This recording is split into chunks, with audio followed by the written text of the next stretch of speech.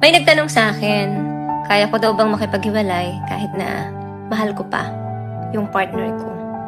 Sabi ko, oo naman. Minsan kasi, kahit na sobrang mahal mo yung isang tao, hindi na siya yung the best para sa'yo. Hindi lang naman kasi dapat pagmamahal ang kinukonsider natin sa isang relasyon, lalo na kapag nasa isang long-term relationship ka. Darating at darating talaga yung pagkakataon na kahit na mahal mo pa yung isang tao, pero hindi na siya healthy sa'yo. Mas magandang pakawalan mo na siya kahit masakit. Alam mo, mas okay na pakawalan yung isang bagay na hindi para sa'yo kesa ipilit pa. Kung hindi na siya talaga para sa'yo, that's okay. Ganun talaga yung buhay.